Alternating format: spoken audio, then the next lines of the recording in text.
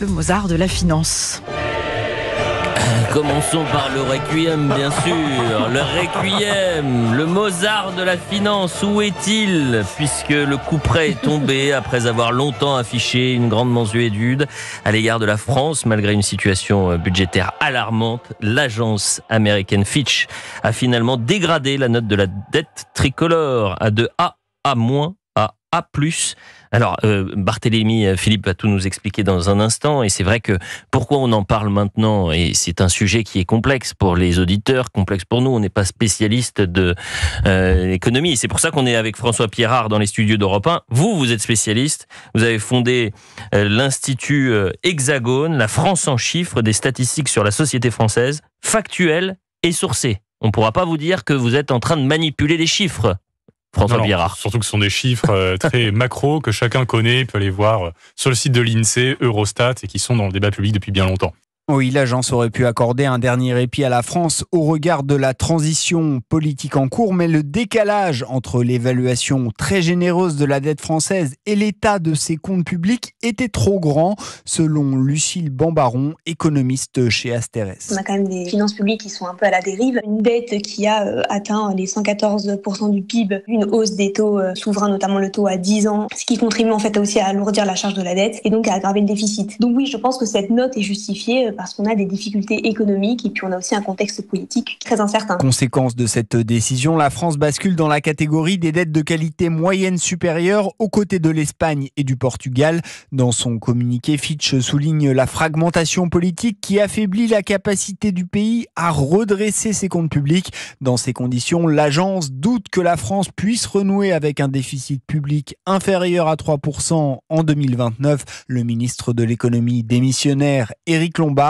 a simplement pris acte de la dégradation. Alors le Mozart de la finance, il prend les rênes de Bercy, il faut le rappeler, en août 2014, parce que en fait il est au cœur du réacteur Emmanuel Macron depuis 2014. Août 2014, il devient ministre. Il était à l'Élysée, secrétaire général à Gaulle. Attendez, le secrétaire, je sens que vous êtes dans les starting blocks, Alexandre Devecchio, Georges Fenech, d'accord, oui. Sauf qu'il prend les rênes de Bercy en août 2014. Oui. Quand il est secrétaire général de l'Élysée, c'est pas lui qui gère les finances, pardonnez-moi. C'est lui qui regarde la filière nucléaire. Georges Fenech. C'est lui. Alors, ne sous-estimez pas. Mais non, mais ce qu'on est en train de vous dire, c'est que ça fait 15 ans de macronisme. Ça fait beaucoup, quoi. Ça fait beaucoup. Non, mais on nous a présenté le Mozart de la finance et il nous, finalement, on va terminer par un requiem. Je rappelle donc que François Pierrard est avec nous. Vous êtes responsable de l'Institut Hexagone, comprendre la France grâce aux chiffres. Et là, on va tenter de comprendre ce que ça veut dire. Déjà, pourquoi Fitch dégrade la note de la France? C'est un sujet qui est vraiment complexe et il va falloir vulgariser au maximum pour les auditeurs. Je suis le premier à ne rien comprendre sur les notations Fitch ou pas Fitch. Vous n'êtes pas seul. La première chose à comprendre, c'est que la dégradation de notre note par Fitch, c'est simplement un tampon de confirmation finale sur un constat que tout le monde peut faire, qui est la dégradation de nos comptes publics. Aujourd'hui, de manière très simple, la France est le 3e pays le plus endetté de la zone euro. Depuis 2017, la France est le 2e pays qui s'est le plus endetté au sein de la zone euro. Et aujourd'hui, nous avons tout simplement le pire déficit public de la zone euro. Donc ça, c'est un constat que n'importe qui peut faire. Il n'y a pas besoin d'être Fitch, Moody's ou Standard & Poor's. Et les marchés financiers, qui sont loin d'être stupides, avaient déjà fait ce constat. Ce qui fait qu'aujourd'hui, et même avant la dégradation de la note par Fitch, la France emprunte sur des marchés financiers à peu près au même taux que l'Italie, c'est-à-dire le taux le plus élevé de la zone euro, ce qui coûte très cher. Et donc la situation qu'on a aujourd'hui, c'est simplement un coup de projecteur sur la gestion assez critiquable de nos finances publiques. Alors comment on en est arrivé là? Est-ce qu'on a toujours été les mauvais élèves des finances publiques en Europe? Moi j'ai entendu François Bayrou, avant qu'il ne quitte Matignon, dire finalement cette dette c'est de la faute des Français. Voilà, c'est les Français qui aujourd'hui ont creusé cette dette publique. Alors les Français ont peut-être beaucoup changé depuis l'élection de François Hollande. En tout cas, ce qu'on constate, c'est que de 1995 à 2015, donc pendant 20 ans, il n'y a eu qu'une seule fois où la France a atteint le podium des pires déficits publics de la zone euro. Qu'une seule fois en 20 ans. Depuis 2015, c'est arrivé 6 fois. Et donc aujourd'hui, on s'est habitué à être dans le fond de la classe sur la gestion de nos finances publiques. Il y a eu un vrai tournant à partir du milieu du mandat de François Hollande. Merci Hollande, merci Macron.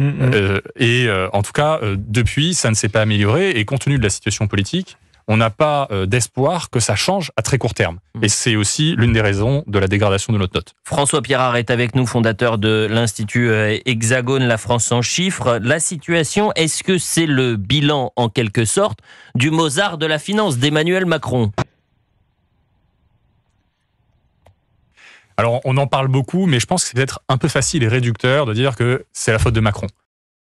C'est de la faute peut-être à ce moment-là. Non, mais depuis qu'a fondé votre institut 10 ans plus tôt. Depuis une décennie, Emmanuel Macron n'a pas gouverné tout seul.